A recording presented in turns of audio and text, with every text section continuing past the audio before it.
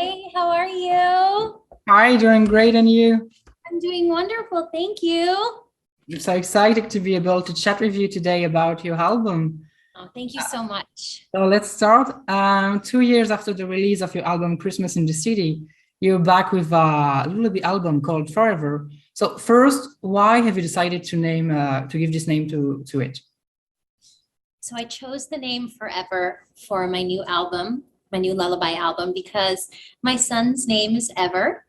Yeah. And I thought, what a better sort of play on his name than to call the album Forever, because it truly is for him. Becoming a mother has been the most incredible experience of my life that has changed me in so many ways. So I dedicate this album to him by calling it Forever. So it's a very personal album full of sweet memories. What was the most emotionally difficult song to record? The one that always made you teary. No, that's a really good question. I definitely think that the most challenging song to record for me was Lullaby by Billy Joel. It's the last song on the album. And he wrote that song for his daughter when she asked him, what happens when you're no longer here? And as a parent, it's a concept that you don't really want to have to think about.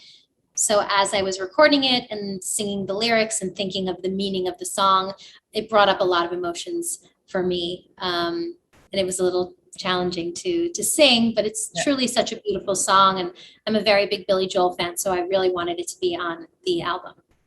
And speaking of the songs, Forever is an album of covers composed Mhm. of 8 famous songs. Why did you choose those 8 songs among, the large choice of lullaby songs? There were so many songs to choose from, but these 8 songs all have very personal and special meanings to me.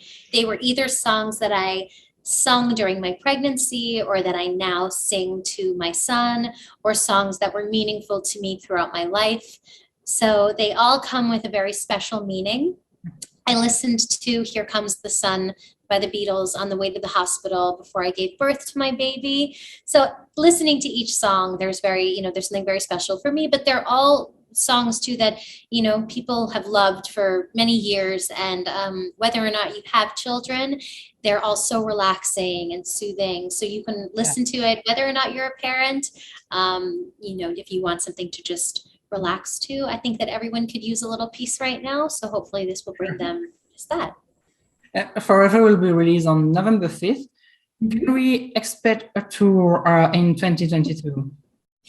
So right now, I love performing. I love touring. It would just, the thought of leaving my son now is just, I don't know how I feel yet about leaving him. I'm really enjoying this time as a mother and getting to be so close with him. He was born during the pandemic, so we've really been inseparable for these past 14 months.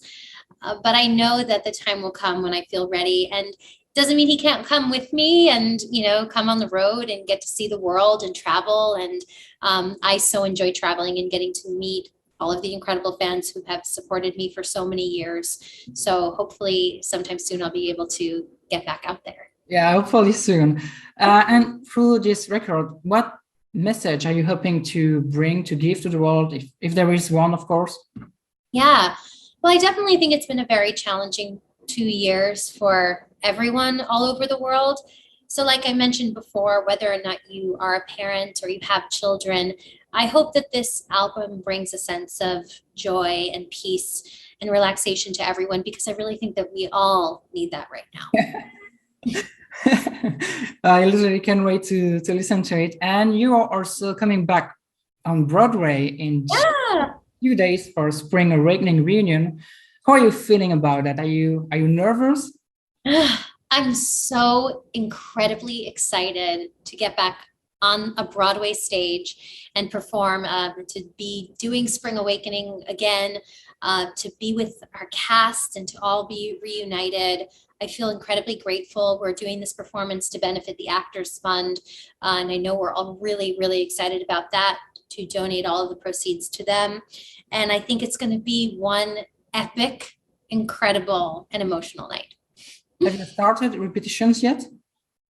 The rehearsals? Yeah, the rehearsal. We've done some individual stuff, but we all meet as a group for the first time in not 15 years, but maybe like 12 years. We meet for the first time on Monday. Okay, okay. Yeah. So last question, but not least, because I'm asking this one to every guest I have the pleasure to receive. If you could interview yourself, what question would you ask? This is a very good question. No one has ever asked me this before, and I think that this is a very, very good question. I think I would ask me what the biggest piece of advice I've ever gotten is. Yeah. And what is it? Well, you're in 2013. I was going through a very emotional time in my life, and the beautiful Kristen Chenoweth, she emailed me and she wrote, all she said was, music will always heal you. And I never forgot that. And I've always, in my whole life, I've always relied on music as a source of comfort and strength, but even more so after she sent me that. And the past 2 years, I had a very intense pregnancy with a lot of challenges. And during that time, I really relied on music to help heal me and give me strength. And it was really just so important for me then to make this album sort of to honor that.